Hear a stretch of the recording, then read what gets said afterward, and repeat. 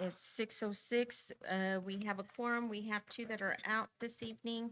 But we'll have Mr. Charles Mooney do invocation and Miss Amber Bass do the pledge.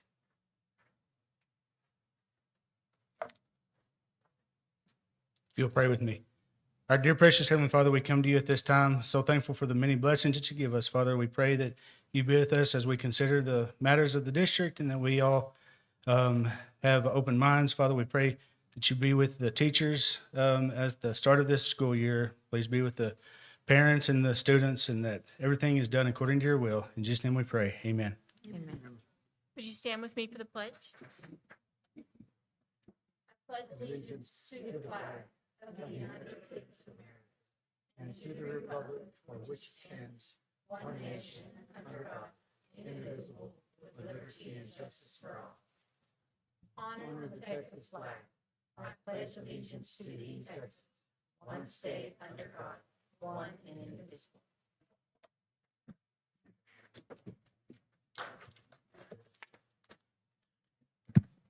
Okay, Madam Vice President, we do have two citizen comments.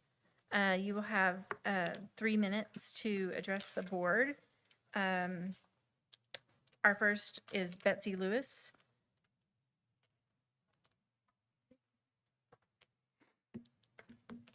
Good evening. I am a retired PISD teacher, loved teaching here for 26 years. Half of that time was in kindergarten. I had the privilege to volunteer the first 2 days at the ELC.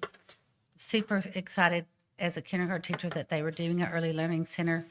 And I want to commend the staff there. They've done a remarkable job the first couple of days because the first few days are always crazy, and they worked tirelessly. The office staff, the principal, all the support staff, the teachers were awesome.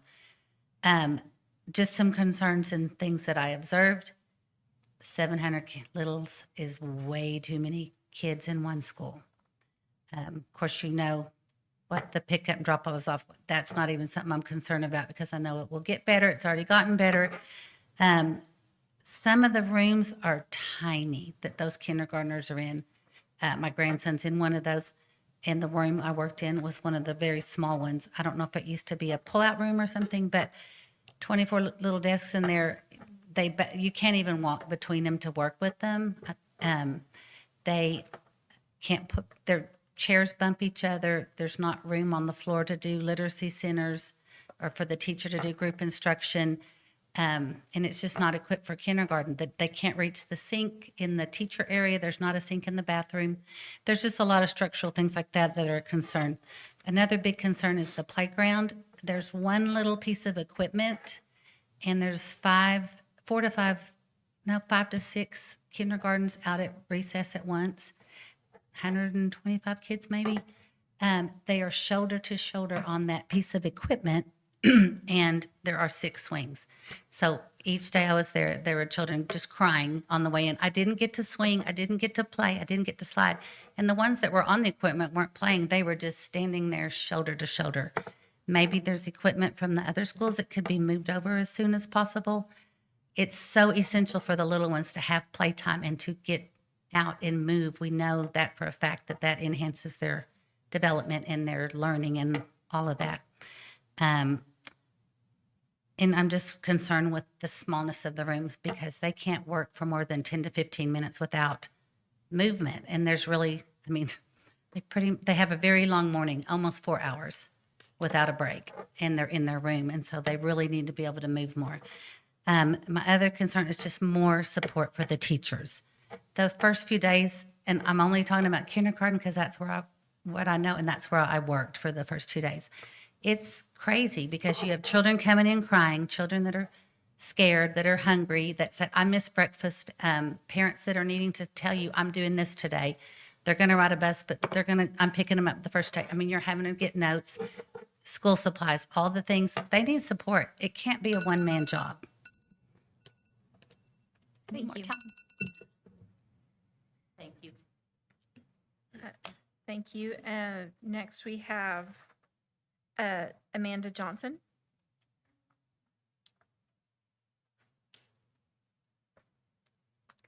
Hello. I also want to just talk about some concerns I have with the Early Learning Center as well. I do want to commend the same thing. Teachers, staff, administration there has done the best that they can with the first week of school and all the things that are going on. Same thing. My main one was the size of classrooms for kindergarten. They can't even back up chairs without bumping into each other.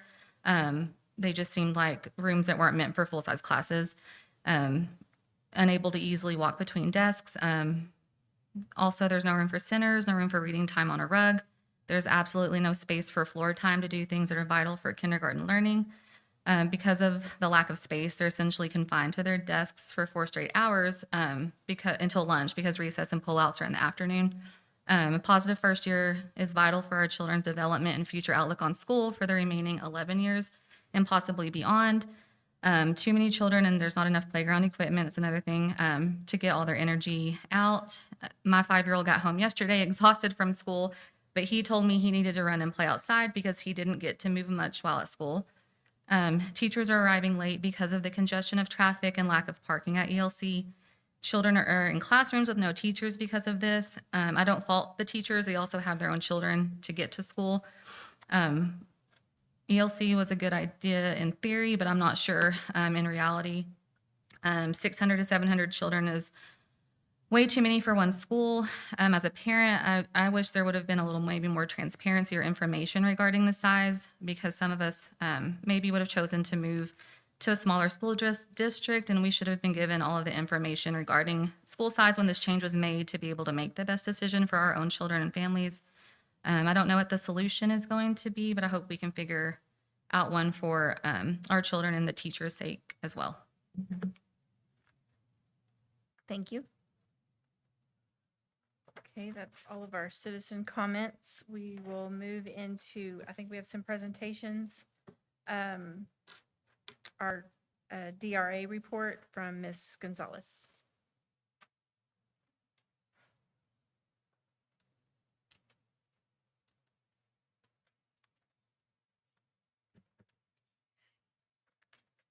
Good evening. I'm Paulina Gonzalez, your literacy coordinator. Do I need to click?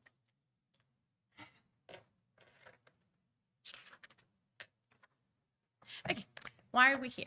I am here to share some student growth data with you over our DRA results. We're going to celebrate a little bit and show our good scores, and then identify some key points that we need to make sure we target. Let me go to the next one. So it says, how was growth measured? We used the DRA as we talked about last year. We were going to use the DRA during the year, and we used it during 3 times of the year, beginning, middle, and end of year. And I just went by, when I gathered all the scores and the data, I went by below level, on level, and above level. So that's what you're going to see today. And the total number of students assessed were 1,196, and that's from kindergarten all the way to 4th grade. And we had 167 students test in English and Spanish. Okay. Oops. Sorry. Okay. So remember, we have not practiced or our DRA for, I think, 3 years before. So when we did test at the beginning of the year, it's going to look a little scary. So you see all the red. Most of our kids were below level. The teachers did not have a level to begin with, so they had to assess the kids where they were. And it does look a little grim, but it's okay. There's a little bit of growth there, and as we go through the year, it changed. So here's our middle of the year, and I see a little bit more growth in the yellow and green. And here's end of year. Doesn't that look better? And that's just within a year. So I like to, commend our teachers and everyone at this elementary schools for working hard and working with all their kids to get the growth. This is another chart here that's easier to see. As you can see, that you have, the top box is the gen ed and the lower box is the dual scores. And I know we still have a lot to work on and work on guided reading, but I think we're on our way there. And I think we have a lot of growth, and And I'm proud of all this, the teachers and principals who worked hard to get to where we are now. And it takes time, but we're getting there. And the important thing, I think, is that we took action and did something about it instead of not, targeting the kids' reading scores. So now we know what level to start on. We know what level to target. So I think this will help us this year. And I think the scores will be even better next year or at the end of this year. Yeah, next year. Okay, yes, and the dual tested in both languages. We had at the end of the year, they tested in both English and Spanish. And if you're not familiar with the Spanish language is more transparent than the English language. The English language is opaque, and there's 44 sounds in English that the kids have to learn.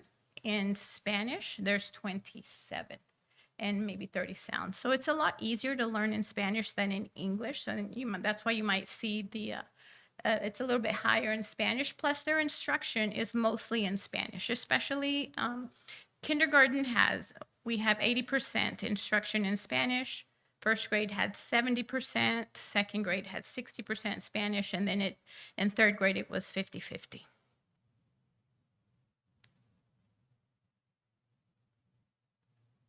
Do you guys have any questions at this point?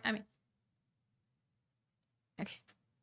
All right, so continuing the momentum. I think what we need to do is continue our targeted reading groups and make sure our kids have goals. They need to know where they're starting at the beginning of the year and where they need to be at the end of the year.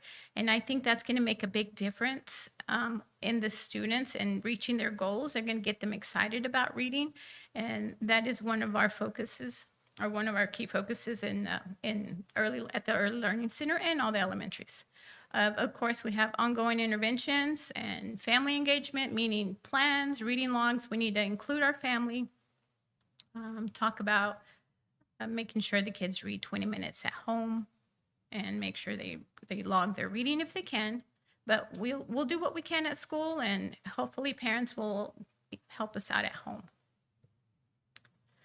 And just points to remember, prevention over intervention. I went to a reading conference this summer, and reading is low across the nation. So it's not a big surprise. It's not just here in Plainview, it's across the nation.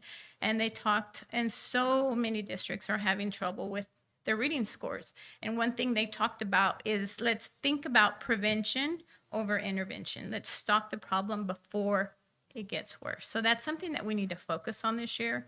And also reading development is gradual and it requires consistency. So we also learned that anytime a school district does something to change, like we're doing here, it takes 3 to 5 years to see a big difference.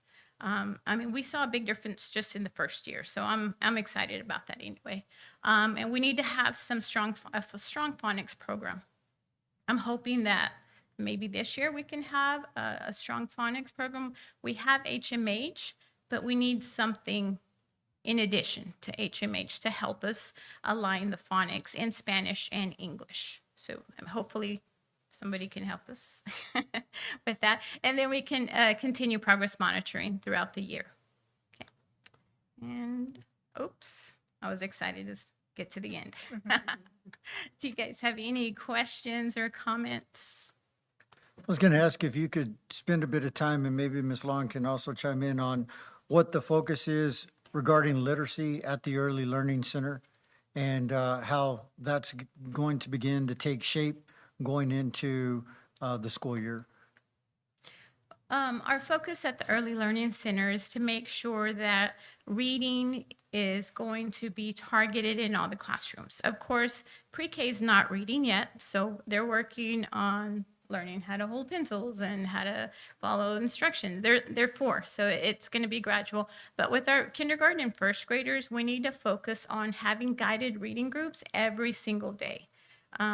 first things first, classroom management. Once you have your classroom management down, then we can focus on the guided reading. Guided reading will include phonics, it'll include writing, and it's a daily thing that happens every single day because kids need to read every day, and then they get assessed, or we do progress monitoring so they know that they're moving up in their levels. First grade has the largest jump. They have children coming in at a level 3 or 4, and they have to end up at a 16.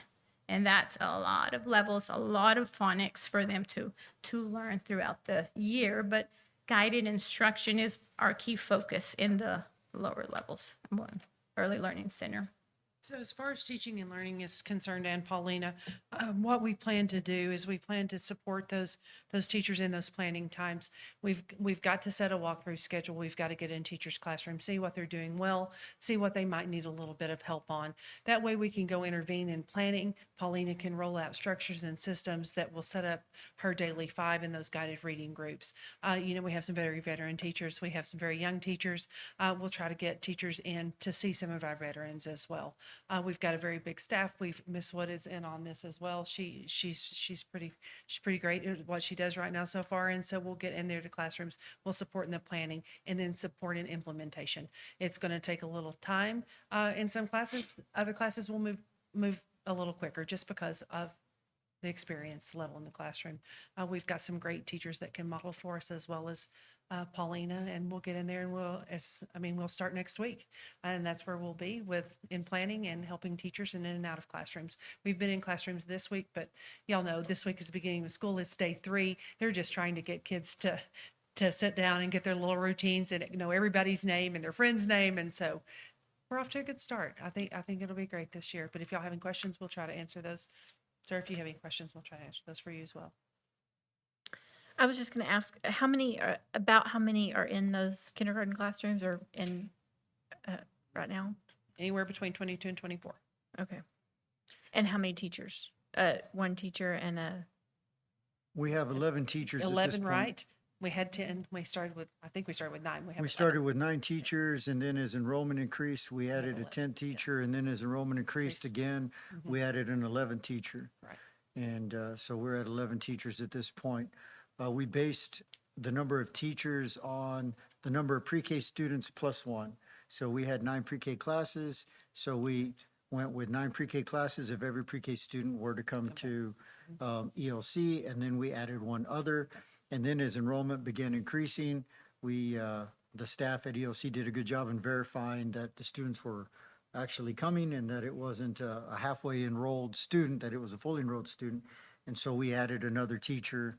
So at this point, we're at 11 teachers. Right. Dr. Mary, I'm believing they're moving in today, but Dr. Mary Sanchez is not here. She has been great to get in, see what the teachers need. We've put purchase orders through so that those teachers have a classroom that's set up and ready to go. We put another purchase order through today to get some more things, and so that they're set up and they're not out searching for things, trying to buy those themselves. And so they've stocked those classrooms with a lot of Before good she- things. Did this just start or this started like the first day of school? Adding the teachers, that is. No, we started, we were monitoring numbers throughout the summer. And 2 weeks before school began, as we began to see the numbers increase, we began interviewing candidates for additional positions. And so we had a list of people who were interested and eligible.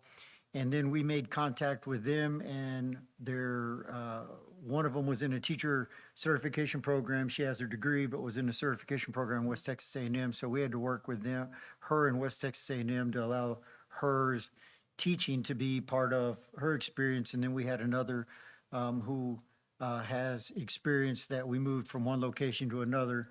And so that process was one that happened as Ms. Wood verified with Ms. Baker that the students, in fact, were all coming. And so that was when Ms. Chapa approved purchase orders, and Dr. Mary Sanchez went to Mardell's in 3 days in a row and bought as much as she could. And then she and the teaching and learning team, and she put Anastasia to work before she left her off at A&M today. And they all decorated the rooms and made sure that when the teacher walked in and the kids walked in, there were decorated rooms. So they have 1 room left to decorate, which was the one that we added on Tuesday. So we're monitoring the numbers, and as we have qualified staff, we're bringing in qualified staff to address the numbers. So we still have room over there. We do, we still have classroom space over there. The building was built for 800. I mean, we don't want to put 800 in there, but we do have classroom space there. What about paras in the room? Are there paras in each of those rooms or? Oh, I don't even, I'm sorry. Pre-K does have, Pre-K has paras in their room. yeah, Ms. Wood can answer those questions.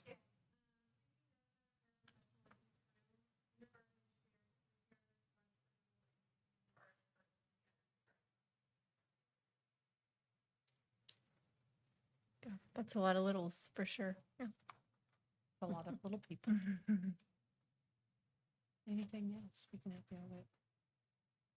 Okay, thank y'all. Thank you.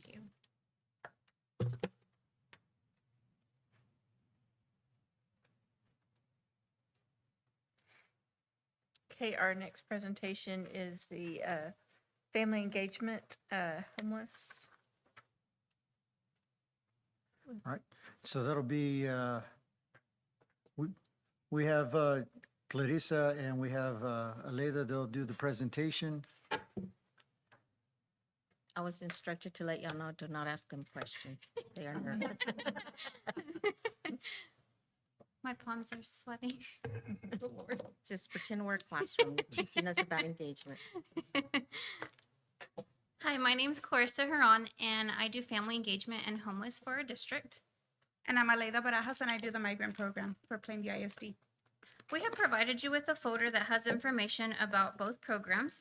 If you'd like to take a few minutes to look through your folder and follow along with our presentation.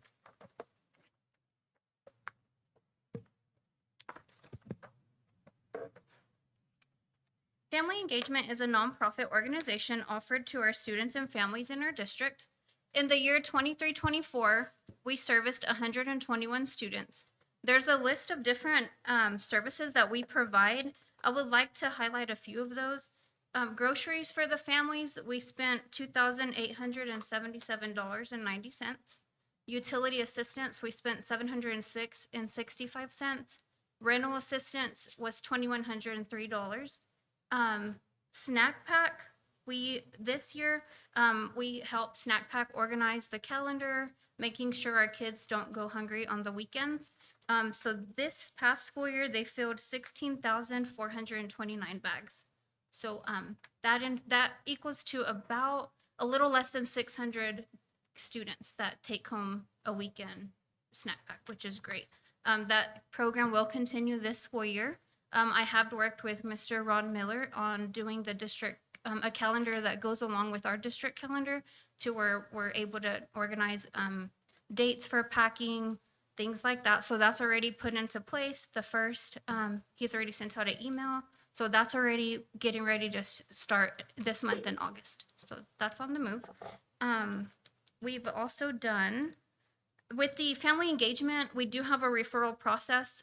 So the teachers and staff go through your counselor or your nurse in order for it to come back to me to kind of see what the family's needs are they needing at that point that they request.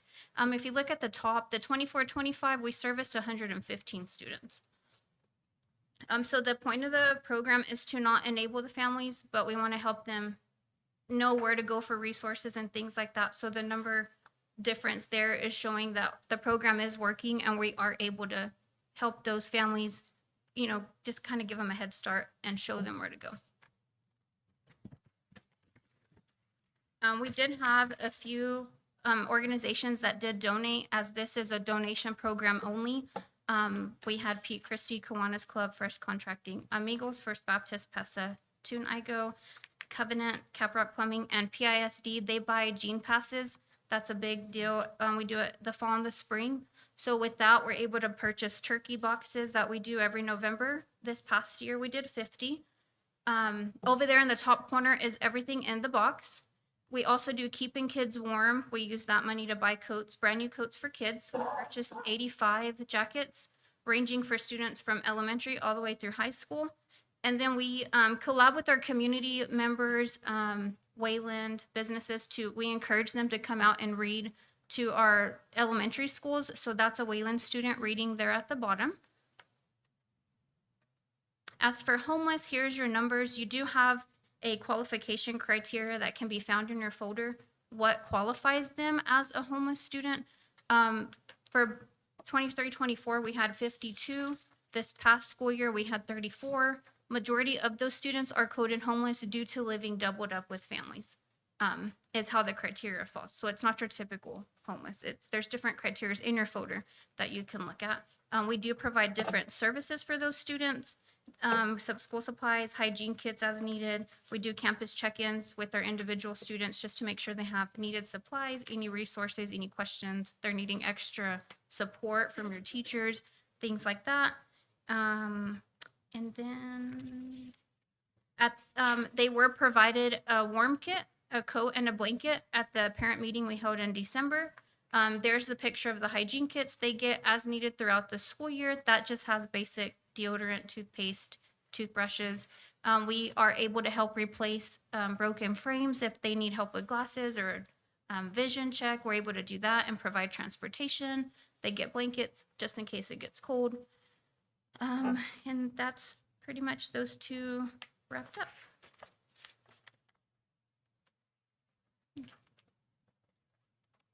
In the migrant program in the year 22-23, 23-24, sorry, we serviced 72 students. In the school year 24-25, we serviced also 72 students. In the migrant program, you do have to go through like a face-to-face interview. That's called the COE. It is also in your folders. We do this so that we could see what qualifies them.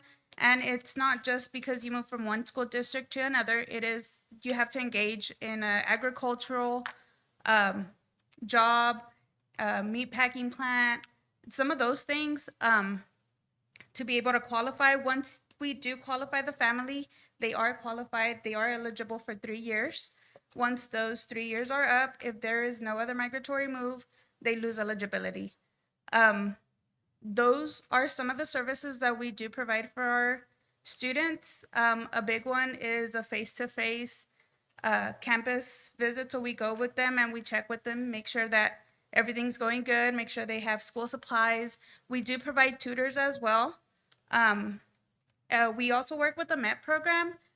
They help them to go on into college and be able to get that higher education. We do take them to college visits. WT is one big one because there is the camp program there that's specifically just for migrant students. In those pictures, you could see WT, those two students, we took them on the campus tour. They did get into the camp program through WT. We also take them to student conferences at the Education 17. There's also a picture of some of the supplies that we provide for them. UTI was another big one. Diesel mechanics is becoming a big deal, so they really enjoyed those visits. And that concludes our presentation. Is there any questions? I just want Clarissa to highlight, I know what it is for. I know nobody's pressured, but I want you to give a little bit more details on the gene passes, because I also know the negative remarks that I hear about it that are not true because they don't understand what the gene passes are. So can you just touch a little bit more on that? Yeah, so typically a Gene Pass is a pass that we use as one of our fundraisers. Because it is a donation program only, if there's not any money in that account, we can't provide services to the students and families that are needed. We can't pay a utility bill that's been shut off. We can't do anything without funding in there. So I sell Gene Passes through to the whole district. They're $20 and they get to wear jeans all week versus only a Wednesday and a Friday, which is your typical college Wednesday, and then Friday your Bulldog Spirit Day. So with the Gene Pass, it's like teacher heaven when you can wear jeans. So it's a big sale that we're thankful we can do it. I've even had requests, if we can do it all year, they would buy all year long pass. So I've already had people, we're on day 2 of school and they're asking for a Gene Pass. So it's something big. It's grown every year. And it just brings in about $6,000 to $7,000 every time I do it. So it is a need. They love it. They ask for it all the time. They want it more often. We've done a survey, and it's something like I'm not just asking for the money. They're asking me like, "Hey, when are you going to do a Gene Pass? When are you going to do a Gene Pass?" So it's teachers just love it. They love being, and I love to wear jeans too. So Clarissa, if you can, speaking about the Gene Pass, think back over the summer and how many utility bills, or and let's specifically focus on rent, Okay. back rent for some of our district employees who are behind in rent. I mean, we don't need any names, but how much have we paid using the money we generate off Gene Passes for employees who got behind on their rent? yes, so utilities alone, up until this month, up until this week, we have spent 2,103. And when it comes to making the decision, I do have a committee, so it's not just something like Clarissa gets to decide. It's a whole committee we go to, but we have been able to give back to our own district employees that need support. I mean, it's not just for this, they do have students in the district. That is a criteria. You have to have a student in our district, but even our staff needs help. I mean, things are getting really tough out there. So even our own PISD staff, so them donating, it's going back to staff as well. So, Thank you. That was my only question, just because I know I've heard yeah. some people that aren't aware of how it's used or the benefits of it, and I just wanted to Okay. highlight that. Thank you. Thank y'all. Thank you. Okay, now we have a attendance behavior improvement plan by Chief De La Garza. So one of the areas under Chief's charge is truancy, and he works with the campuses to get the information regarding which students have met the different points in truancy. We also work with Judge Collins, and Judge Collins has set forth some criteria that she expects us to have before we take a student to truancy court. And so what we've done is taken the advisement of Judge Collins as well as some of our processes and also what we have in the handbook. And Chief has put together a system that we're going to begin putting into place very systemically as we get into this school year on all of our campuses. And some campuses already do a lot of what Chief's talking about, and then others have an opportunity to improve in these areas. Chief. Good afternoon, guys. If you have, there's a sheet that I provided, all stapled together, about 5 or 6 pages. If you can go to that FED exhibit, it'll look like this. What we've also done, we've shrunk it down from a multiple page documentation for campuses to a single page. And it's pretty self-explanatory. It'll list the date, the students' names, parent, guardians, contact numbers, number of attendance, call-outs, what the days they've missed, what types, I mean, the reasons, and so forth. And also, it'll include how we provided counseling, how we provided any additional outside resources or anything to be able to help the student as well. And all this information is very pertinent, so when a student does meet the criteria and we've exhausted and gone up to the 10 days and we do have to file, this makes it a lot easier for principals on campuses to have that vital information needed when they do go to court and present the truancy case at court, that they have all that information with them and be able to say, this is what we've done, and pretty much have that information in front of them instead of sometimes missing some of that information. And it also includes if there's discipline, absences, and so forth on that end. Any questions on that exhibit? And that'll be a standard document that we won't deviate from. It'll be one that we will use. So that way, when Judge Collins gets it, she's looking at the same document regardless of PISD campus. So there's consistency in the document that's used. Yes. And that's why it's important. Everyone's going to use the same document. Judge Collins then will look at the document, know exactly what's been done, and we'll be able to follow the flow of the document. Who's in charge of filling the document out? Campus level. Who? The campus. Campus? Yes. Who on the campus? Attendance personnel. Attendance clerk, whoever's designated to do attendance on the campus.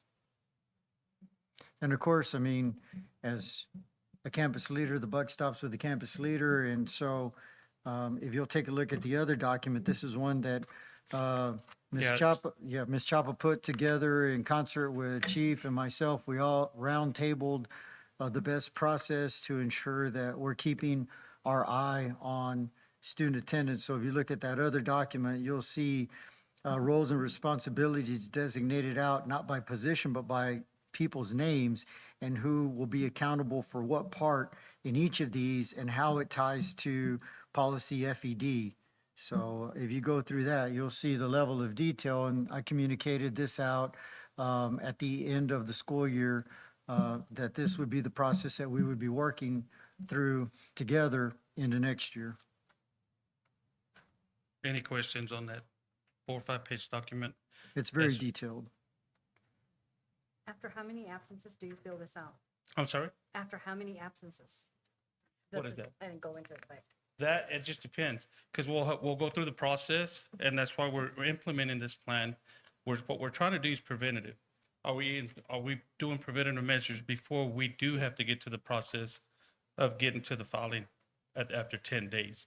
So this is all where we could have that face-to-face parent meeting with the principals, the student, and so forth, and put a plan together to also, one of the biggest portions here, and I'll be honest, guys, is getting the parent engagement. Having parents understand how important it is to be at school, and every time their student's out of that seat, they're missing valuable instruction. And that's what's been hard, because in the past, we had tried to implement a preventative program where we would have a counselor, we'd have a high school principal, whoever, we'd set up a meeting, the parent, the student, myself, the truancy, we had MTSS. Who wants to take a guess how many parents showed up? One. And that's and that was setting up multiple people that we knew students were in trouble. We would reach out and set up three per day for the first 3 days of the week, Monday, Tuesday, and Wednesdays. One parent would show up out of 10. So that's why we're also doing this, to try to get those parents ahead of the game and let them understand the attendance is very important. And this will give us an opportunity to have those parents meetings face to face. That's what I'm saying. This plan is not implemented before the 10 days? or Yes, after? before the 10 days. Yes. So once you hit 3 days, Okay, we should be after on 3 this. days, then Yes, we ma'am. can start with the plan. Yes, ma'am. Yes. And I will tell you, at this point right now, we're only in our 3 days of school. I've already identified 46 students that have been a big hitter in the last couple of years, from a freshman to sophomore, from sophomore to juniors, from junior to senior. So we've already identified 46 that are habitual, that for the last couple of years have been on the list every year for truancy. So we've already identified those students. We're going to start tracking that information. And then we're going to put that together, and then we're going to share that with the campus principals or respective principal over that student and share that information, so they'll have it up hand, where hopefully we can help them not having to do all the finger work as well. So if you take a look at the document, the attendance behavior improvement plan, of course, this is student name, parent guardian name, contact number, is the number valid number for attendance call out. So in other words, when parents register their students, they give us a phone number. And so after we hit 3 days, we call the phone number. Is the phone number valid? And if it's not valid, then we know we already have a problem, because the parents aren't getting the phone calls from our automated system that say, your child missed first period today, your child missed second period today, and so on and so forth. So that's number one. Then the next, your student has unexcused absence. Is it a parent note? By policy, we only allow 3. And then reason for absence, illness, sick, traveling out of town, family member. And then request for counseling is, do we have students who are missing because of anxiety or depression, or there's some other concern that we can get them with a counselor? And then additional services, are there other things? And that's where family engagement comes in. We've had students who, it's wintertime and they don't have school clothes, or they don't have shoes that fit them anymore, or they don't have, Groceries. yeah, they don't have groceries, or they don't have transportation. So we try to eliminate as many of these as possible. We even bought, and this isn't an exaggeration, we even bought U-joints for one family to fix a drive shaft so that they could get the car to go up the dirt road to get the kids to the bus stop. So, I mean, we eliminate as many excuses as possible, but we want to document that. Yeah, I mean, we even helped fix the car to get the kid to the bus stop. And so then as you can go down, you can see now we're at 5 days of unexcused absences. What happens there? 2 days, 10 days. And then at that point, as we've documented all of the efforts that we've taken from counseling to extraordinary services, because not every district will replace your juke joints if they go out on your drive shaft. We then have no other recourse other than to submit it by policy to the court for the judge to review. And then the judge has her tools, if you will, to try to help encourage better attendance on the part of the student. And also as well, I didn't get a chance to make, due to all the traffic and stuff that we've been out there supporting the ELC school, I've also obtained from Barbara already how she's gonna document the 3rd, the 5th, the 8th letter, the 10th letter to have a better documentation system in place to be able to know. That way, and also Jose will get this as well. That way, Jose can be a safety blanket if we happen to miss one. We can always go back and follow up with that student as well.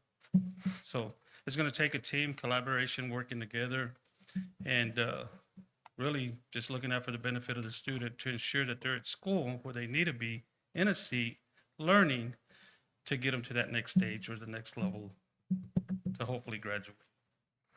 And as you see, this will be a weekly item on the superintendent's leadership agenda with Chief De La Garza coming in first thing and saying, all right, here's my list of students and here are the campuses from which they come. And then it's my job when I meet with principals to say, all right, well, here's the list I received from Chief. Tell me where we are with them and how can we help? And so this will be a collaborative effort, and it's a standing agenda item. And with my meetings with principals, it will be a standing agenda item. But we'll get to the specificity of the exact names of the students because they'll be in a Teams folder, and that Teams folder will be updated with updated information that Ms. Baker will pull out of our PEMS office. Any questions? And I will tell you, there's, off that 46, we already identified one that we've been on for skipping classes, being truant, being off campus. As a matter of fact, the other day I brought 4 back to the school because they were out just roaming the streets. So we are going to be closely monitoring that as well, because it's very important for them to be in school and not roaming the streets while they're in school hours. So this is covering all campuses, but you Yes, would ma'am. say This the is ma- all campuses, not but the just. majority usually is. Yes, we're using the high school as an example, but yes, it's going to be across the board because we got to have that consistency across the board. Well, and the reason the majority of the kids are at the high school is very few elementary kids. If elementary kids aren't at Yeah. school, it's because their parents didn't put them on the bus or didn't take them. Intermediate, pretty much the same thing. Yeah, junior high and junior high and yeah. high school. Yeah, junior high, I mean, they get there, parents get them there, and there's a little more freedom when they go to athletics or, you know, they walk out the doors. But high school, they drive themselves there or they choose not to drive themselves there. They get on the bus or they choose not to get on the bus. They go to lunch and they choose not to come back from lunch. And so there's a lot more freedom there. Plus, we have by percentage quite a few more students on the high school. So that is just by percentage and number and the age where we have the most work to do. Any further questions? Be more than happy to answer.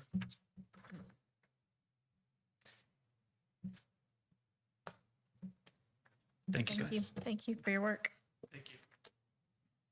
Okay, now we have a report from our 2025 State Assessment Accountability. We need the drum rolls here. Good evening, Board.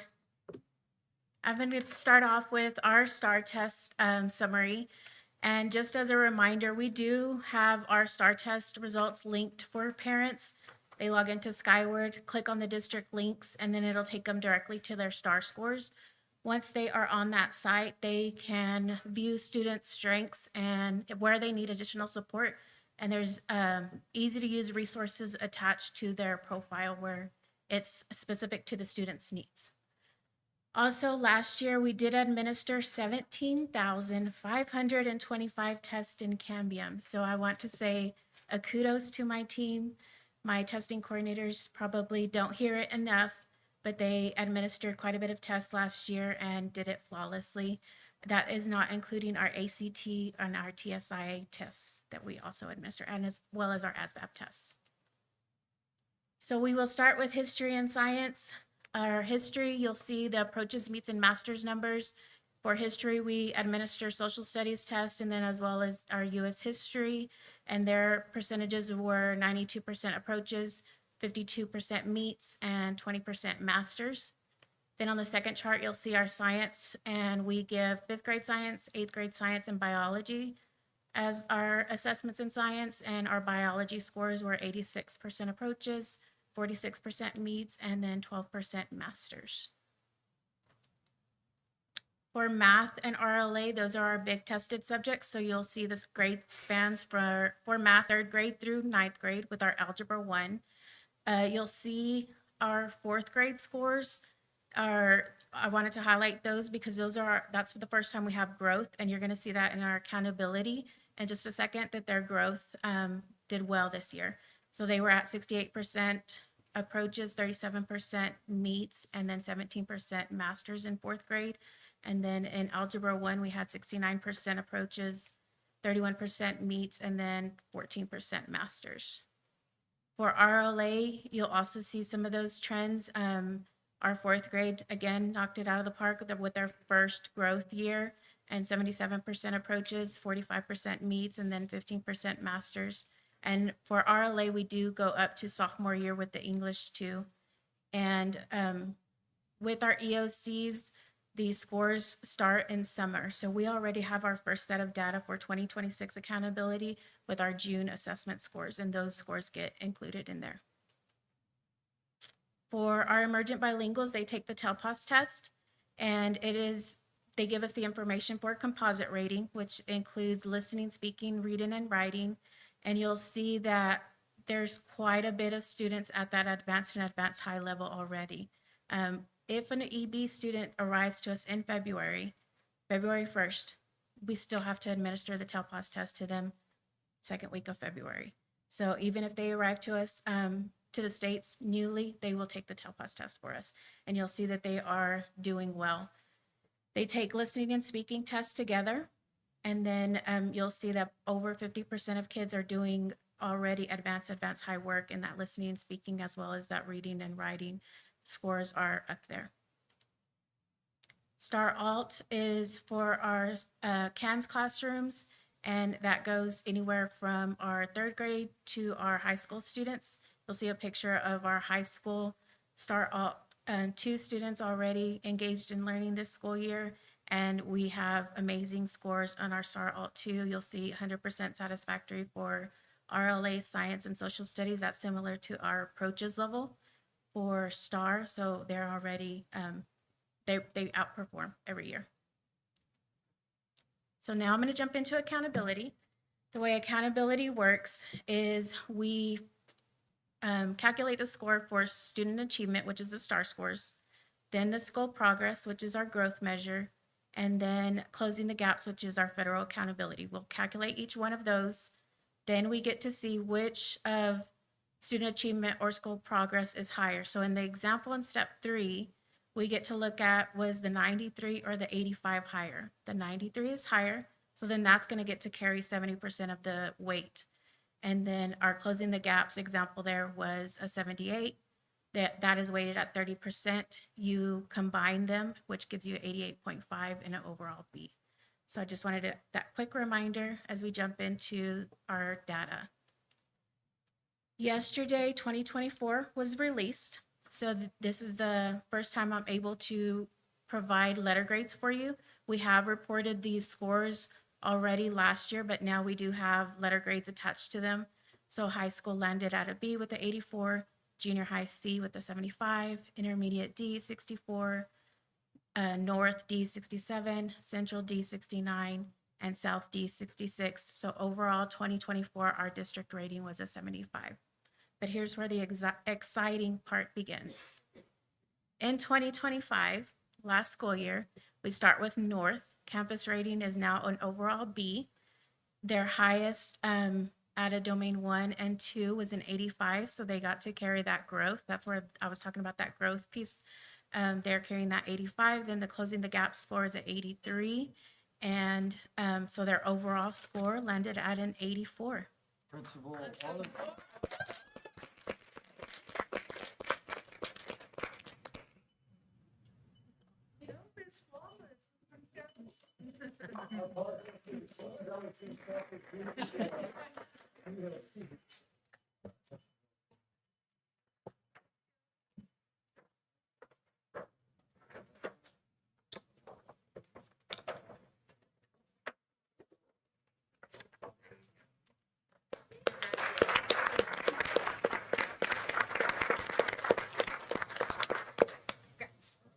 we'll get these in banner form, so.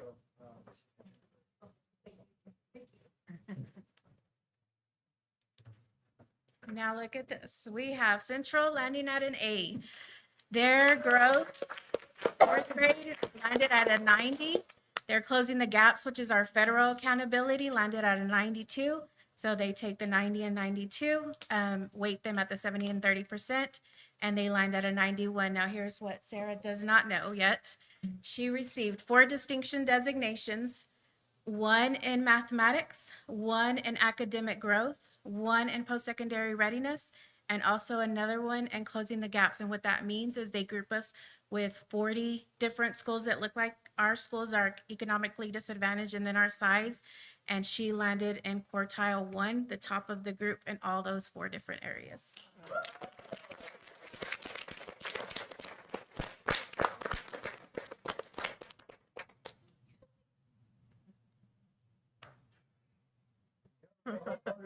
Convince her to apply for the position when we come in.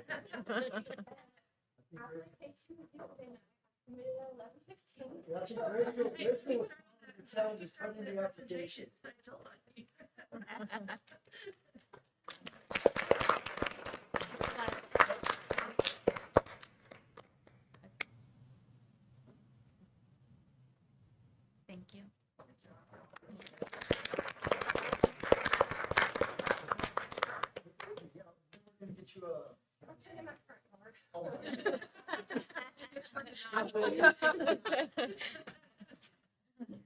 If,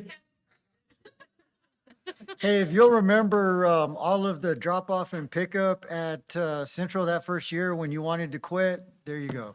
So, there you go. And in that photo, we have highlighted those 4th grade students who did amazing work last year. Next, we have South. 2 years ago, we entered comprehensive support, and we have grown 2 letter grades in 1 year. Congratulations, Ms. Garcia. You have a 91 in growth, and then an 81 in the federal accountability, and landing at an 88. And she also received 2 distinction designations in mathematics, as well as the top 25% in growth for her group.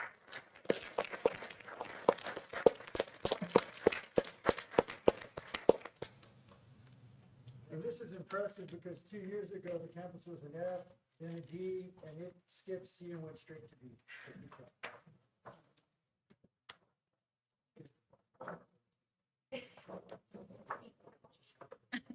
B for both. Thank you.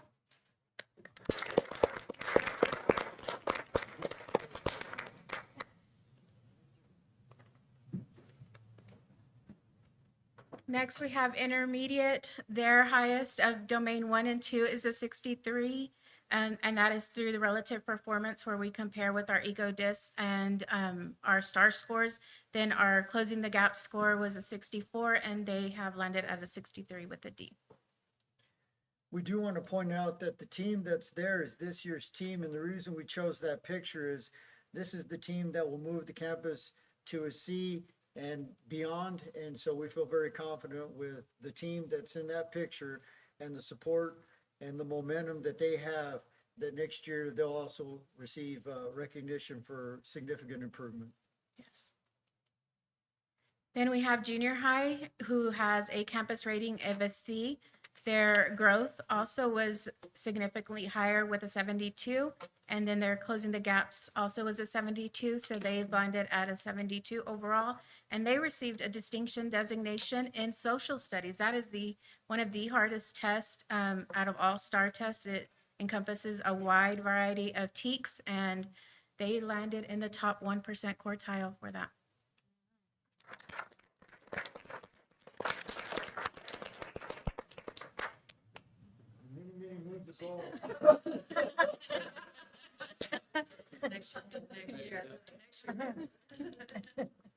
There's a lot of competition between those two. So, we want them both to be holding A banners next year, but junior high is a tough group, and this is a great achievement. Thank you, guys.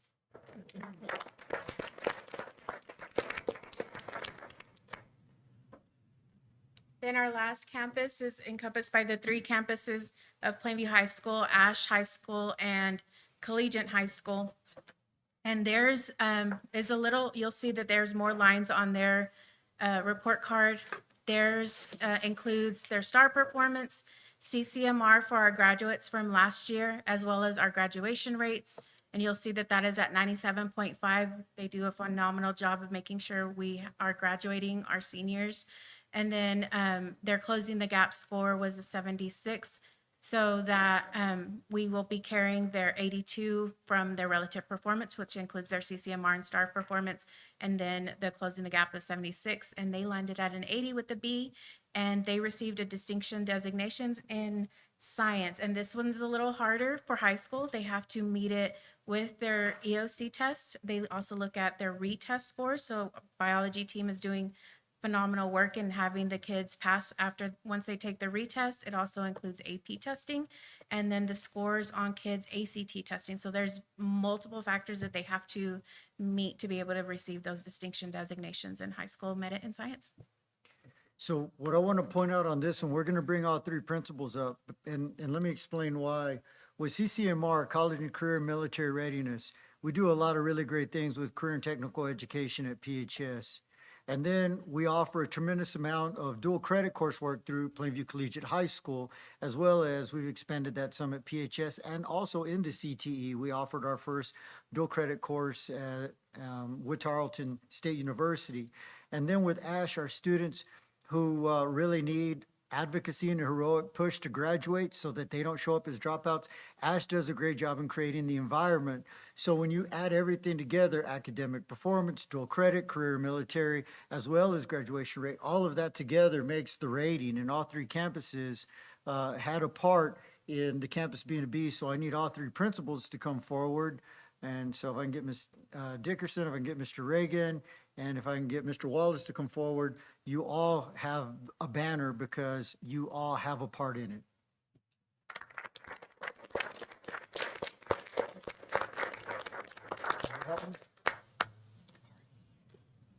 Okay, I need 2 board members to help me, so.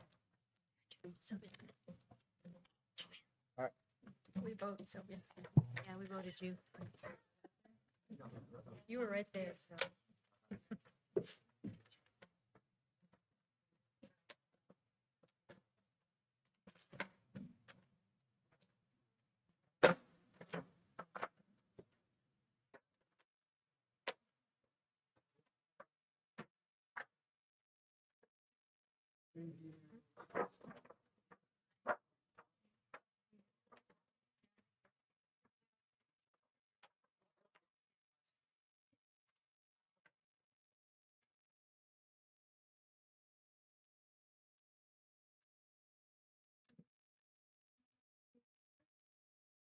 Thank you.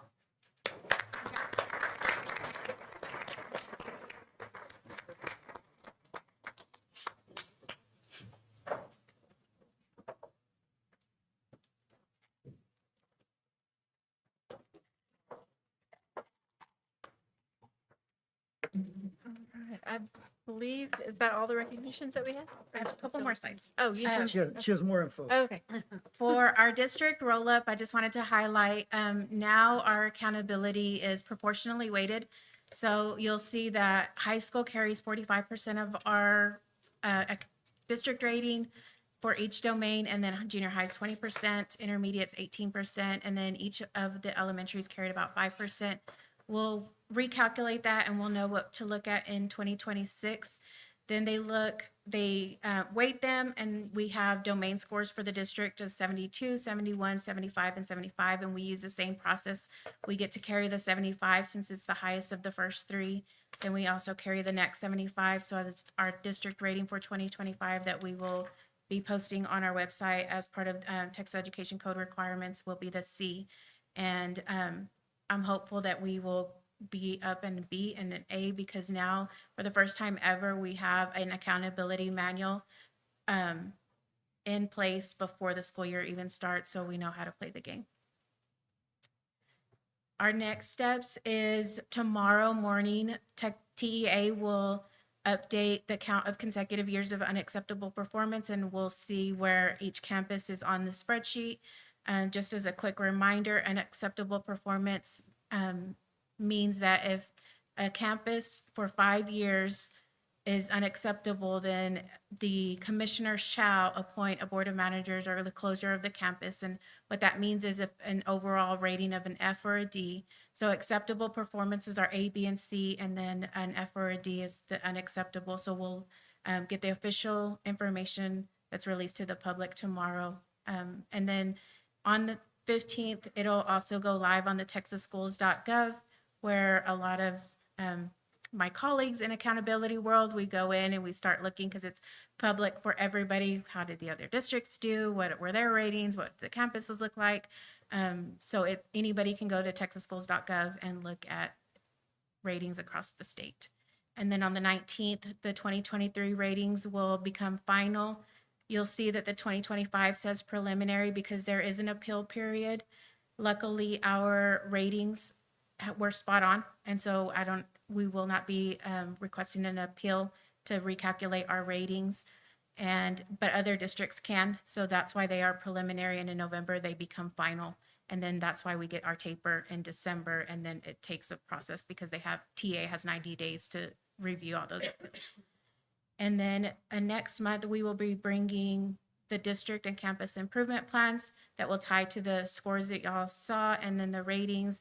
We will also bring House Bill 3 goal updates, and sometime at the end of this month, we'll also see our early CCMR bonus outcomes. So based on our CCMR scores and how many kids met that threshold, if we are over the cap that they need us to be at, we'll have an early outcome of how much money we're getting for those kids who met the CCMR.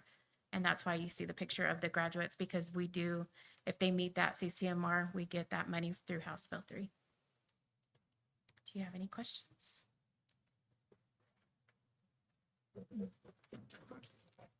Amy, I want to applaud you because I've sat with you in the past when you go over stuff like this, and I don't know how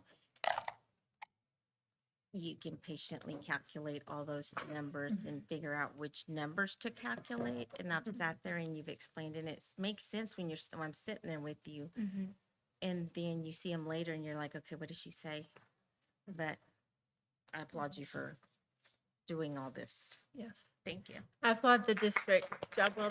Good well. Good job.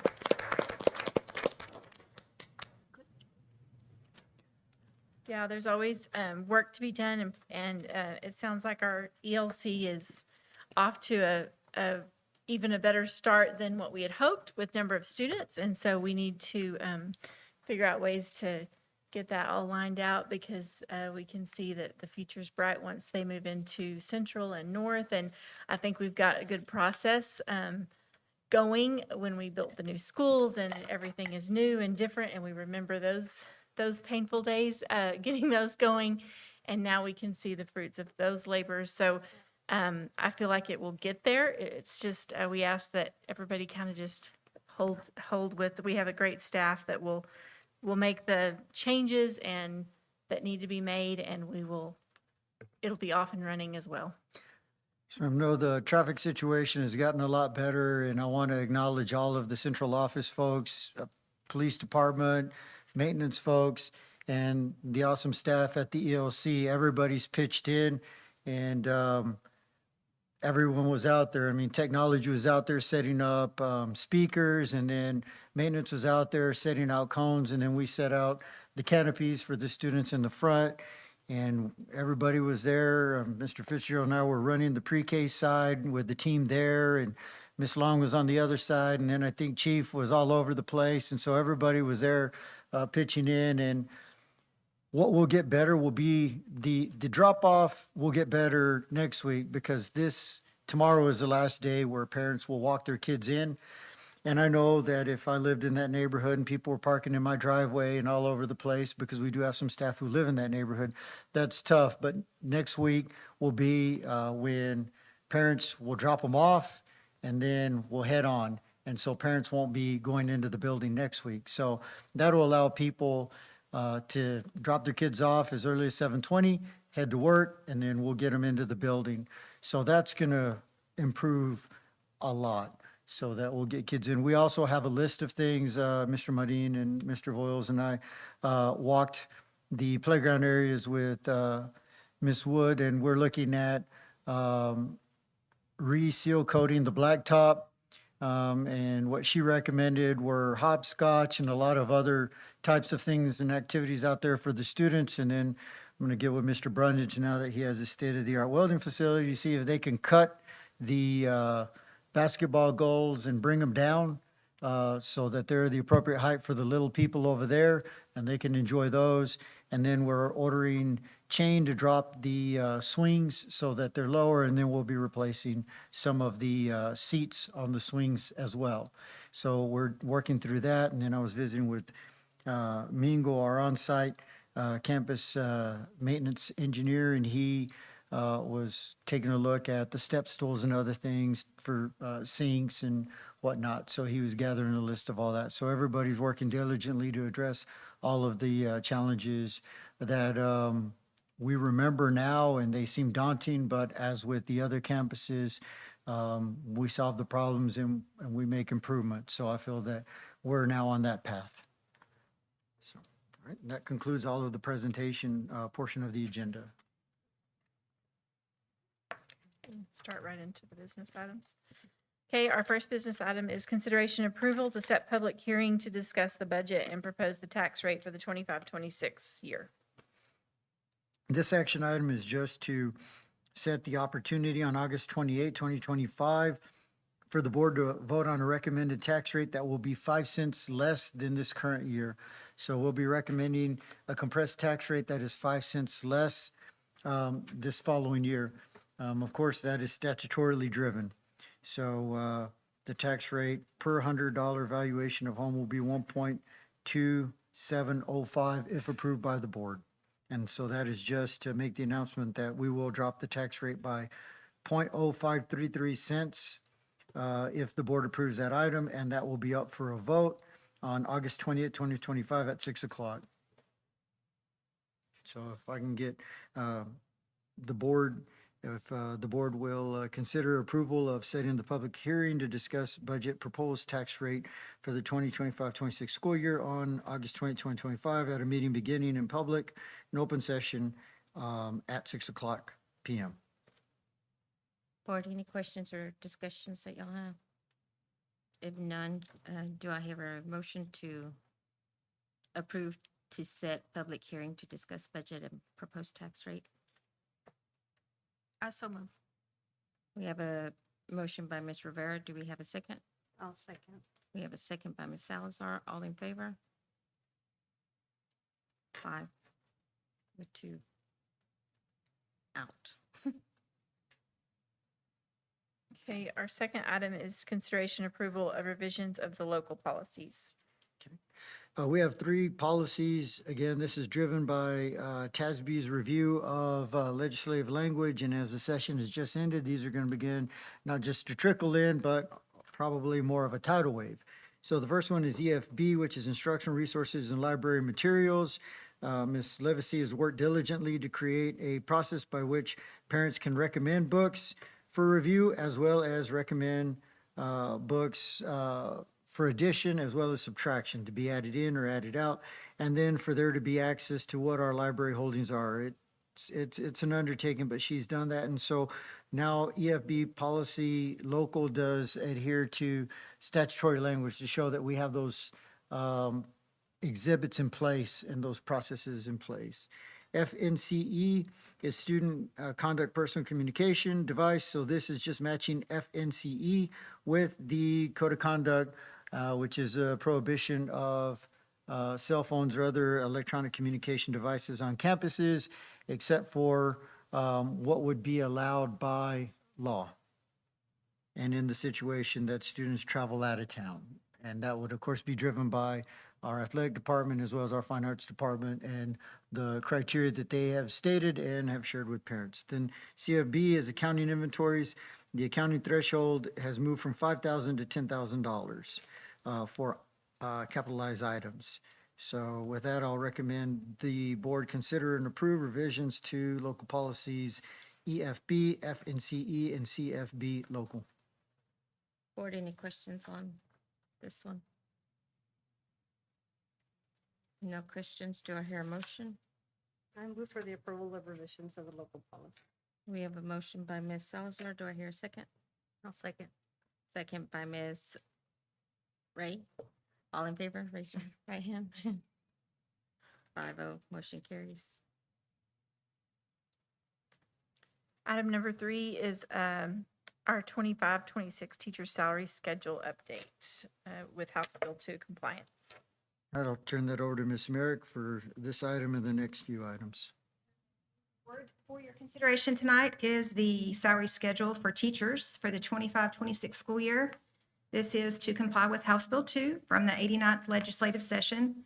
The updated schedule does require by statute that we've increased steps 3 and 4 by $4,000, steps 5 and 30 plus by $8,000, and there will be no increase to steps 0 through 2. They remain unchanged, so they stay the same as the 24-25 levels.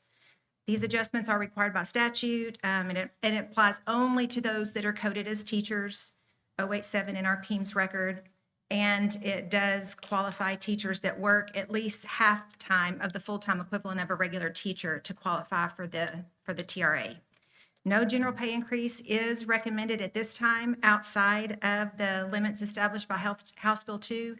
So other pay plans that cover every other position besides teachers, they remain unchanged. So the limits at the minimum, midpoint, and the maximum stay the same this year for the 25-26 school year at your approval. So the only thing that will change is the teacher salary schedule by mandate. So with that, we'll make a recommendation for the board's consideration and approval of the 2025-26 teacher salary schedule. Board, any questions on this? Hope y'all asked it before. Yeah, we've had lots of discussion and questions about this, so I'm excited for our teachers. Yes. Hopefully the state will step up and give everybody the compensation that they need, but for Yes. now, we'll go with this. That's right. Well deserved by our teachers. Yes, I'm very excited for the teachers. With nothing else, do I hear a motion? I'll make a motion to approve the teacher salary schedule update Okay. for 2025, 2026. We have a motion by Ms. Salazar. Do I hear a second? I'll second. Second by Ms. Ray. One of us will. All in favor, raise your right hand. Motion carries 5-0. Item number 4 is the stipend schedule for 25-26. Yes, ma'am. As presented at some of our budget and board workshops this week, the only change we're recommending is that advanced manufacturing stipend. Other than that, all the salary stipend amounts stay the same as they were for 24-25. So with that, I'll make a recommendation on behalf of the administration for the board's consideration and approval of the stipend schedule for the 25-26 salary year. Board, any questions? Comments? None. Do I hear a motion? I so move for approval of the stipend schedule, 25, 26 salary year. We have a motion by Ms. Rivera. Do I hear a second? I'll second. We have a second by Ms. Salazar. All in favor, raise your right hand. Motion carries 5-0. Item number 5 is a continuation of the current TRS active care contribution rate for 25-26. Yes, ma'am. We do recommend that we maintain our current district contribution toward employee TRS active care premium rates per month. Currently, for the 24-25 salary year, we contributed $372 per employee per month. And you add that to the $75 that the state contributes, our contribution per month per employee stays at $447. Overall, our premiums increased about an average of 10%. So keeping at the $447, the lowest cost plan for employee only will cost an employee $40 a month. That plan was at zero cost last year. This year, it's costing $40 per employee per month. And what we don't recommend is dropping the district's contribution of $372 per employee, which is well beyond what neighboring districts contribute. And so we want to maintain the level of contribution that we have in the past so many years. So we don't want to drop our contribution level. We want to maintain, if the state's going to offer 75, that's what they're going to offer. But we want to continue to pay 372 per employee per month on the premium costs for the plan. So with that, I'll make a recommendation for continuation of current TRS active care contribution rate for 25-26 school year. Is this the same contribution the state does to, like, your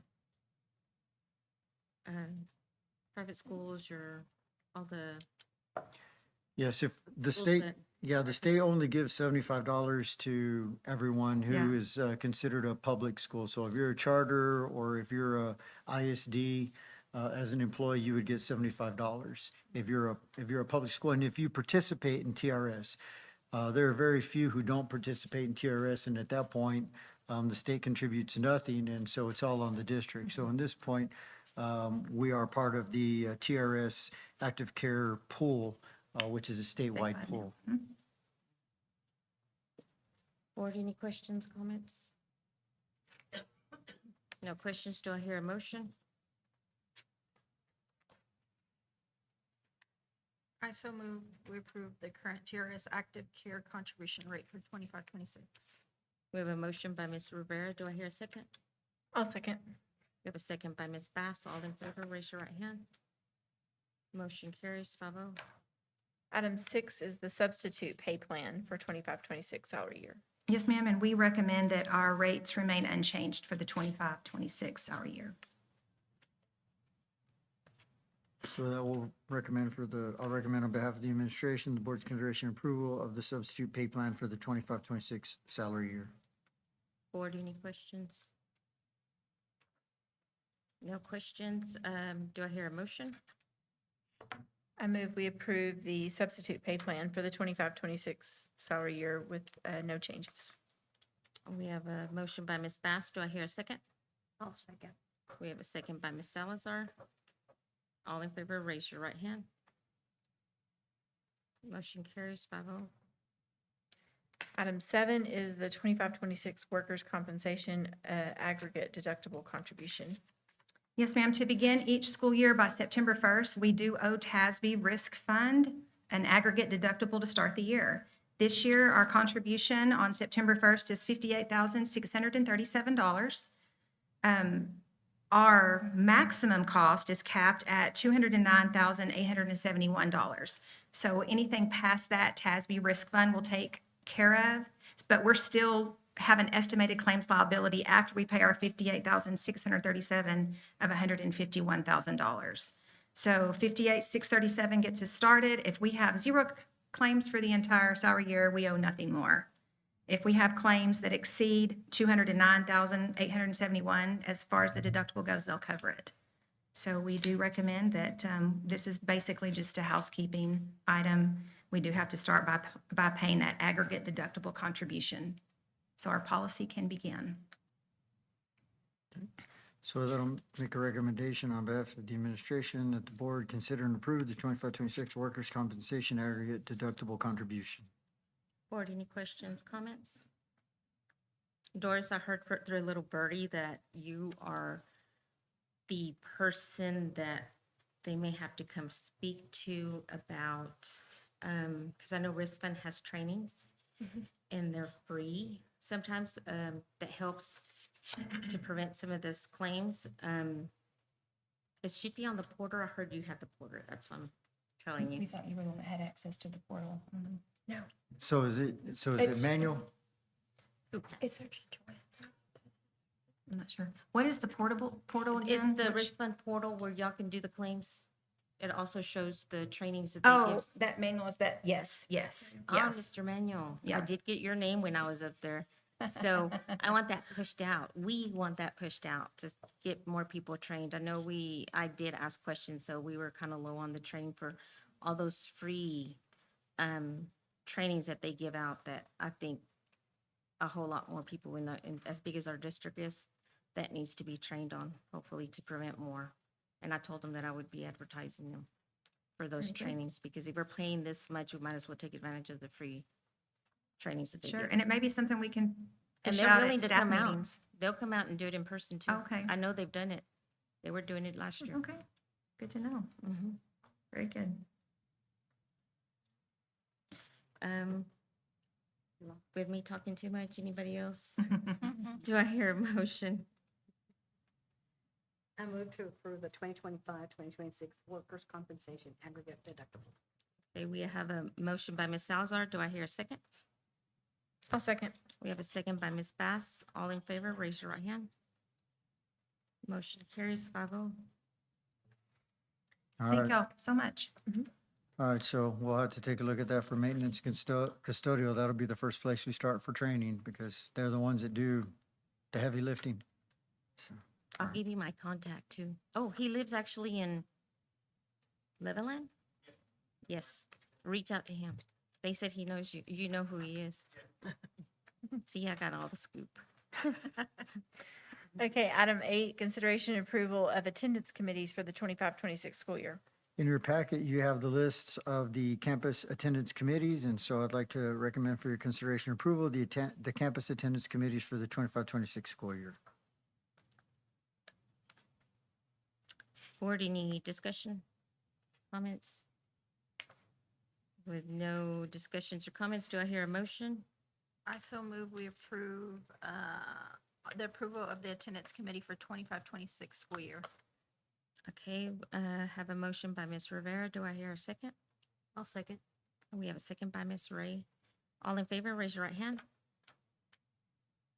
5-0, motion carries.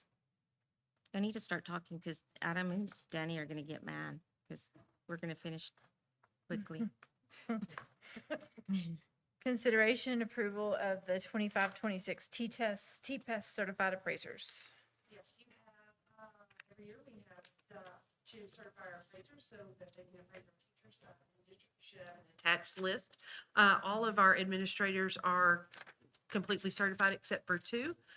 We have Ms. Wood and Mr. Tipton that will get certification in September. Those training dates have been set, and so we are scheduled to attend those at the service center. So you have that list, and so with your approval, they'll get started pretty quickly on our T-test appraisals. Questions, board, comments? Do they have to take a test to get certified? No, but well, kind of. Yes You and do. no. You do. They'll go and they'll train you on the rubric, how to assess, all of that, and then to get your T-test certificate, you have to watch a video and rate the teacher. And so, if you pass the test, they send you your certification. Also, at one point, you get them for a year, and then the longer you go, they'll extend to 3 years, the max. So mine right now is 3 years. I think I have to renew next year, and it'll be for 3 more years. That's pretty cool. Questions, comments? Do I hear a motion? I move we approve the list for the T-Test certified appraisers 25-26 school year. Ms. Bass made a motion. Do I hear a second? I'll second. Who said that? Thank you. I'll bring those other two back in September when we get that completed. We have a second by Ms. Rivera. All the motion, raise your hand. Motion carries 5-0. Item 10 is consideration to approve our interlocal agreement with the Education Service Region 17. Yes, ma'am. Every year we have our interlocal agreement with Education Service Center in Lubbock for multiple contracted services for different departments within the district. The 25-26 interlocal agreement with the service center comes to a total of $136,000.90 for 15 contracts. During the year, the ESC 17 will also offer staff development or provide on-site staff development, some involving specific fees. These are ordered on an as-needed basis, and these contracts will begin September 1st. As you see, we've had it's a little bit of a decrease from last year to this year of $723. You have a copy of all of those contracts that we support or that we purchase every year. If you have any questions, I've got sheets in front of me that will tell you that we dropped one contract this year that we have not used, which was a Principal Academy contract. We haven't used that, so we dropped that this year. Most of the things stayed the same with no changes in fees. One increased $1,630.50, but that's set by a third-party vendor, and so they set that fee. One is based on, one went up $800, and that fee is based on a standard enrollment amount, but there's a pricing increase addition each year. And then we had one that went down $754 for their curriculum management system, or it used to be Teaks Resources. They've changed the name on that. And then we dropped the contract that was $2,400. So all of those pluses and minuses equal a drop in that price of $723.70 this year. And these services are used by every function of the district, from technology to PEIMS to student accounting, finance, human resource services, teaching and learning, and leadership. So it is a good resource, and they're good people at the Service Center, and they do good work. So with that, I'll recommend the board's consideration and approval of the interlocal agreement with the Education Service Center, ESC 17, Lubbock, Texas, contract over $50,000. Board, any questions? No questions. Do I hear a motion? Also move. We have a motion by Ms. Bass. Do I hear a second? We have a second by Ms. Salazar. All in motion, raise your right hand. Motion carries 5-0. Item 11 is consideration approval of Texas A&M AgriLife Extension Services.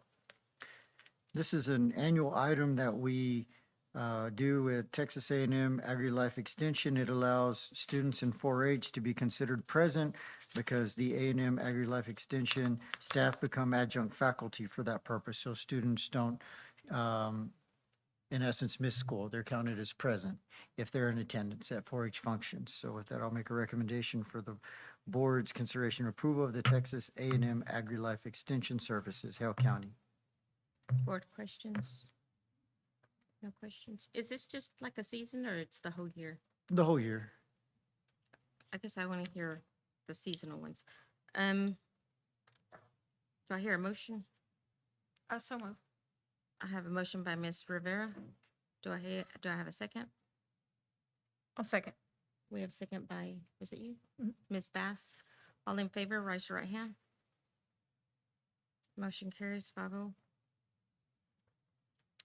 Item 12 is consideration approval of the interlocal agreement and the memorandum of understanding MOU between Plainview ISD and Hale County Juvenile Probation School for the school year 25-26. Okay. I had a great meeting with the new juvenile chief probation officer. He has an amazing vision, and I'm hopeful that the county will support that vision, and we want to be a part of that. His focus is on ensuring that whatever trauma the students have experienced, we find a way to address it so we can get them back in to school and get them successful and find a path for them. And so we had a couple of meetings, and as we worked through the interlocal agreement for JJDAP services as well as DAP services, the contract is very similar in cost to last year's contract. And some of the changes that we made is that we would be available if the JJ side doesn't have a special ed or ESL teacher. on staff, that we would find a way to work to support them until they get someone on staff.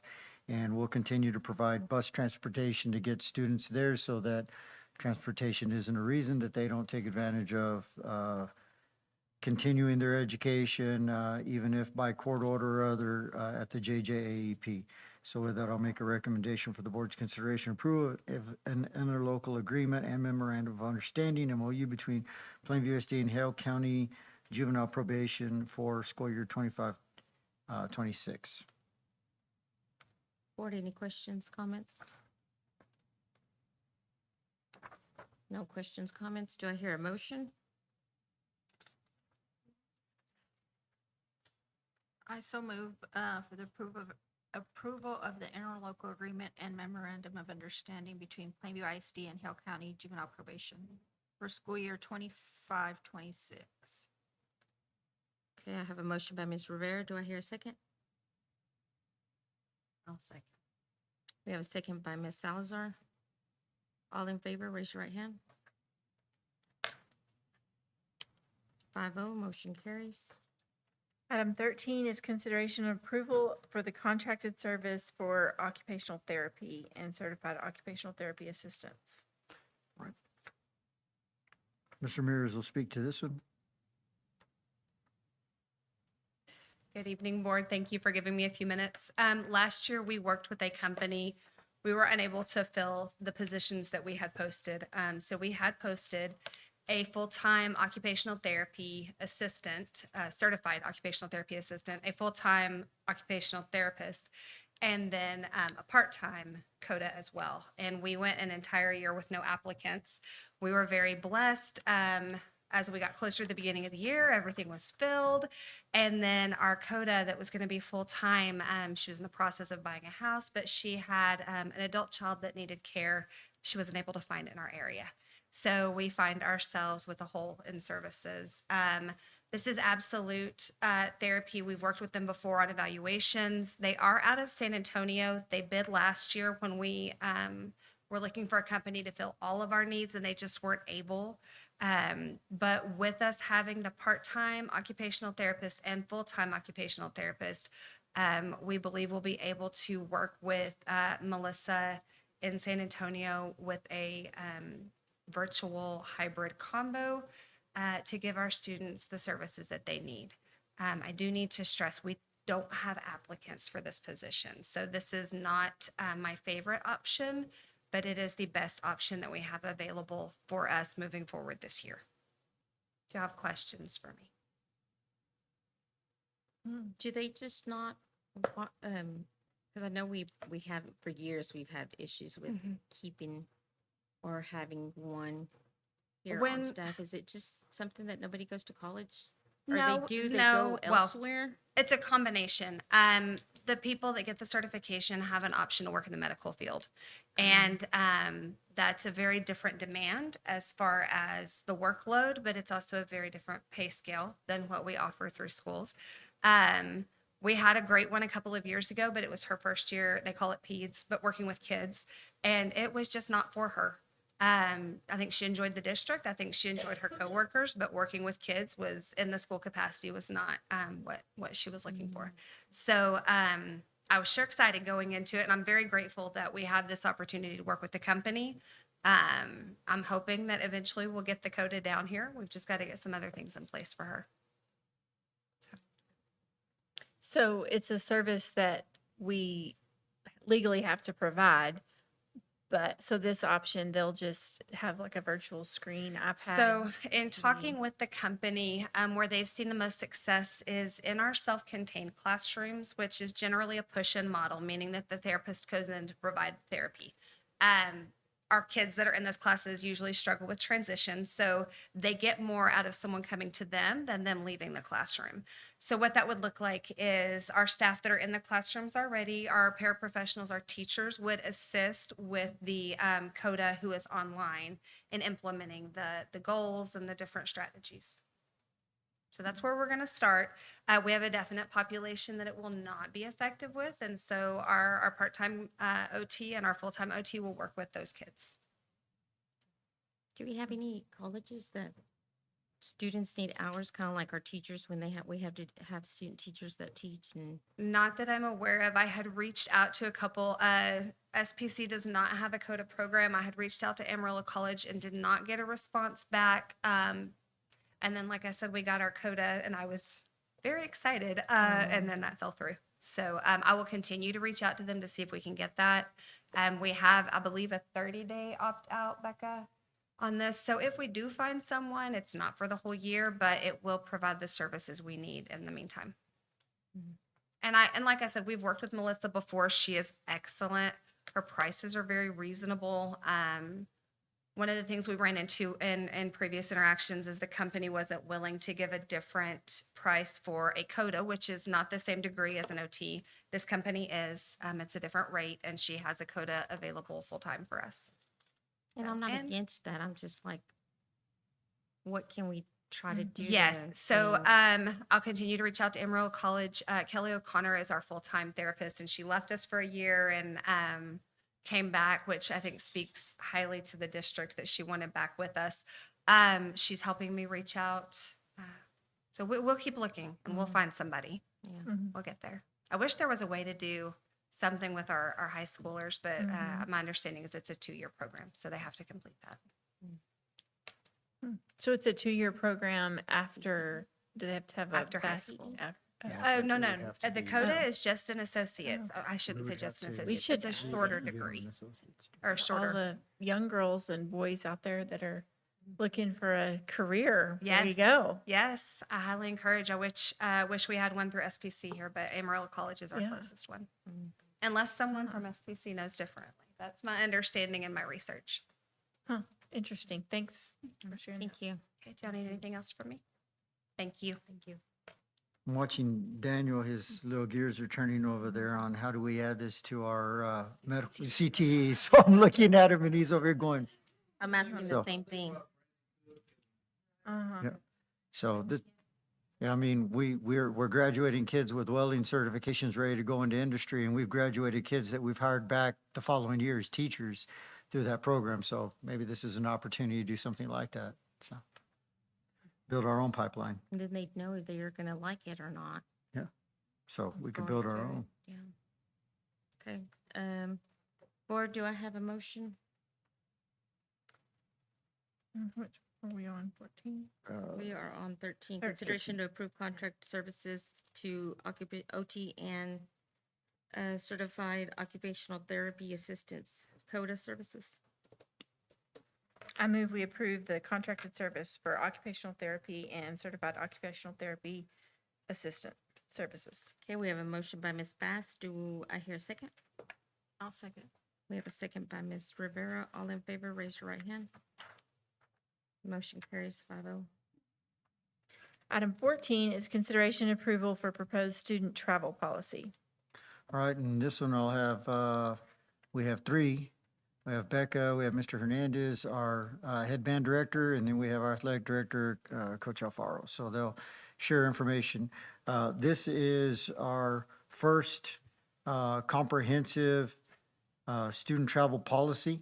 And so they worked diligently to put this together and in writing so that everybody knew exactly where they stood. And it was the same for all, and that these 2 gentlemen have leadership roles in our largest, the part of our largest student travel. So we wanted to be sure we had their perspective. So I'll turn it over for them to present the major components of this travel policy for your consideration.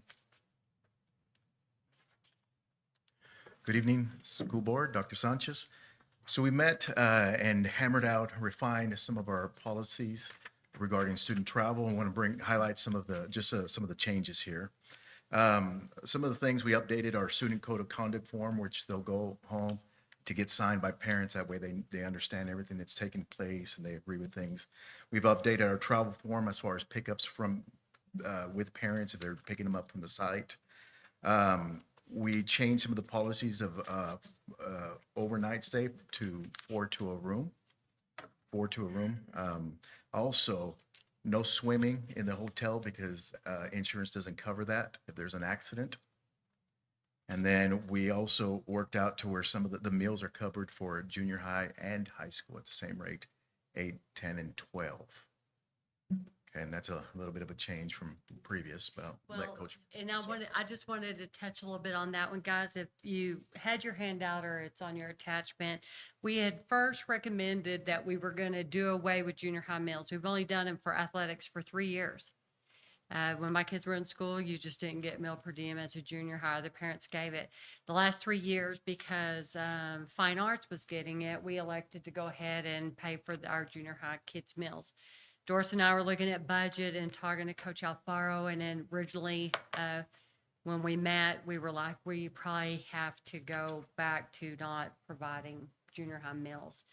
And then, talking to Alfaro, Coach Alfaro and Mr. Hernandez, we are a socioeconomically disadvantaged district. And they were, I think, Mr. Hernandez was like, oh, no, that's a lot for our kids to be gone all day, sometimes breakfast, lunch, and dinner. And he said, "What can we reconsider it?" And so we kind of looked around at neighboring districts or what they did. And our meal per diem is quite a bit higher than most districts around us. So I said, how about we go with Canyon ISD's rate of 6, 8, and 9, 6 for breakfast, 8 and 9. So I ran numbers again and ran reports of exactly what junior high, all sports, that's cross country, volleyball, tried to be in order, basketball, football, tennis, and we looked at it, and it really ran about 16.2, 16.3 per year. And Doris was like, "Oh, that's totally not going to break us. We're still having to pay transportation and entry fees." And she said, "I think that that's doable." And of course, Fine Arts was already included. They do, Fine Arts goes to UIL competitions. I mean, their competitions are all region. They're not elective, cross-country meets and things like this that are more tournament in nature. But anyway, we just thought that was doable. So in the original handout that I gave y'all that you were going to make a motion on, we had requested the lower per diem for junior high. But I wrote a motion for y'all just to adopt it as amended. That way we don't have to have 2 different travel forms. And one other cool thing, I don't know if Coach Alfaro was going to speak on it, was one cool thing is we elected, like when kids and students make it to regionals and state playoffs, we're still going to do our normal per diem. Again, we're higher than most districts around us. But I kind of caught an idea from another that if a booster club wanted to give an extra 60, like when they make it to state, they can boost the $60 per sponsor and student out of their own funds. And that way they can have a nicer meal event than the dollar menu at McDonald's. And so, anyway. And it kind of just helps our student athletes who put in the work all year to have, when they make playoffs, it's an extra enticement to, continue to work hard. And so we just felt it was best to keep it that way. And we're thankful for the booster clubs that do provide. Yeah, for regionals and state, like not area, but regional and state. Yep. So that's. Was there any other change I wanted to? We went over that. Yeah, and we addressed some foreign travel situations if it happens to arise and things like that. And again, Coach Alfaro, the biggest issue for athletics is our tournaments. That has changed. So I wanted you to speak to that. So on the tournaments, one of the changes we have come up with is normally we allow 3 tournaments in the past to kind of help conserve with budget. We've cut it down to 2. So it'd be 1 local tournament that doesn't consist of overnight. And that could be, they could travel to Midland, but they just couldn't be able to stay overnight. Then will continue to do 2 overnights, right? Yeah, an overnight stay with a 2-night stay, because we want to minimize the time that they're out of class.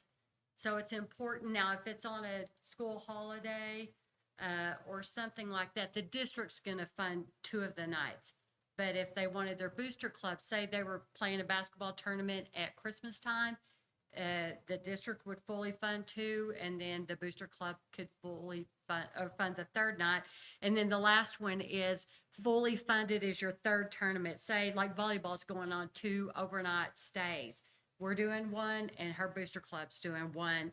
And fully funded means entry fees, meals, lodging, transportation, all of it. The district's not on the hook. I really did call around to, and most districts around us pay for 0 tournaments because they're not UIL. And we've been really generous all these years, but 3 tournaments, I mean, there's some tournaments that are quite expensive once you start going 3 nights and transportation and meals and hotels, and there was 2 to a room, and it was getting really expensive. And so we tried to come to an agreement that we would fully fund a 2-night tournament overnight, a local tournament, and then the booster club or activity fund could fully fund the other one. And there are caveats in here. There are things when you have to ask the athletic director. So if something comes up and they need a special permission, we'll consider those on an as-needed basis. But mostly we need kids in class. When it's a little different when it's Christmas and spring break, right? And one of the things we try to do with fine arts is we try to encourage our kids to do all of it. And so we want, and I think this, allowing us to do this will help the instructional time that they will miss. It'll cut it down a little bit. And so it will help our student athletes continue to stay on top of academics. I do appreciate the time that, Ms. Dunlap, Mr. Hernandez, and Coach Alfaro took to take a look at what neighboring districts are doing. We don't want to be at a disadvantage with preparing our athletes and our artists. We don't want to be at a disadvantage in the experiences they have. We want to be sure we're on par. But what they're recommending, I understand, is something that puts us a little bit better than what others are. And so I know booster clubs are important. And so as a district, we don't have a part in what the booster clubs do, but this does give them the freedom if they want to raise funds to fund something like a third tournament, they can fund it. So of course, we will take care of all UIL obligated events. I mean, we'll take care of those. So when a booster clubs, if they decide to fund let's say the third tournament, is there liability for us? Yeah. Yeah, I mean, we're still, I mean, it's our bus, it's everything's, it's our bus, it's our insurance, it's our student insurance. It's just they're covering we're not going to say they have to pay if a kid gets hurt on a third tournament. I mean, we cover everything like that. That's still us. But they're just covering the expenses such as Travel. travel. Travel Yeah. expenses. All that. Yeah. And- But our student athletic accident insurance is in play the whole time. Well, until after hours when she told me, no, they can't swim in the pool. I was like, oh, yeah. Yeah. Some knucklehead will dive in a shallow end, I guess, maybe, I don't know. So she goes, now, if the parent carries the extra insurance that they can buy for $50 a year, their kids are covered for all sorts of, they can step on a nail on the farm and that's even covered. But as far as when they're going on a school function trip, those are after hours that they'd be doing that, and they're not. We're just not allowed to swim. The insurance wouldn't cover it. They're absolved from it. Thank you for adding in the junior high. That was when my kids got into junior high and when I got on the board, that was a shock for me that we were sending kids to Dalhart and Dumas and they're gone all day long and playing in a football game or whatever, and they get home at 9 or 10 and they're starving. So I'm glad that we can still do that for our junior high kids because some of those are long days. So, Especially when track rolls around. yeah. Yeah. Thank y'all for working to get this what's fair to our kids. And other districts around us, it's always good to look, but sometimes we're at a little bit different situation. So thank y'all for doing what's best. Well, for and I will Plainview. say, Amber, we have had a few coaches that former athletic director left here and went to Wichita Falls, and he said, I cannot believe how generous Plainview ISD has been. I'm in a varsity position, and our kids don't even get $5 per meal per game. Coach Rhodes told me the same thing. So you guys have always really taken care of our student athletes and Doris in managing our finances. And so we appreciate that. It really has told us that even, I think Mr. Hernandez has a band director that came from Canyon, and he's like, Plainview's really generous. So that's good. Yeah, and a plug to parents. I know they touched on it earlier, even at the ELC, it starts at an early age, but for parents to get involved in those groups and help out, that's a huge, and also another shout out, while I'm thinking of it, to first students. So first volleyball game, we went to Seminole Monday night, high school, and the new buses looked great. Yes. How many did we get? 4. Four additional, yeah, so. Yeah, they looked nice. So thanks first student for that. That's Oh. gonna help. That'll definitely help with the unavailability of charter buses for us to be able to take care of our own kids. So, I do want to point out that this is a positive first, that our head band director and our athletic director can get into the same room and work together and not try to beat each other up. I mean, not to say that it happened in the past, but, I mean, you know. But both gentlemen work excessively well together, and then to have purchasing in there, to have Beck in there, and everybody's working together and advocating for kids and coming up with something that's good for kids it's a really good thing that people are working together and pulling the rope in the same direction instead of pulling the rope apart. So thank you guys for working together on this. So with that, I'll make a recommendation for the board's consideration and approval of proposed student travel policy. Board, are you with any other questions, comments? None. Do I hear a motion? I move we approve the proposed student travel policy. Okay, we have a motion by Ms. Bass. Do I hear a second? I'll second it. And we have a second by Ms. Rivera. All in favor, raise your right hand. 5-0, motion carries. Okay, if there's no further business items, than the consensus agenda. So recommend the consensus agenda, which are board minutes for the board meeting on July 21st as presented. Board questions on that? No questions. Do I hear a motion? I so move. We have a motion by Ms. Rivera. Do I hear a second? Second. Second by Ms. Ray. All in favor, raise your right hand. Motion carries 5-0. All right, with that, I'm going to ask if principals and their banners will stay so we can get a picture of you all by the core beliefs and core commitments. This will be our first picture to kick off this year. And thank you all for being members of the winning team. That concludes the business for the evening. It is 5:58, meeting adjourned. I mean, 7:58. 5:58.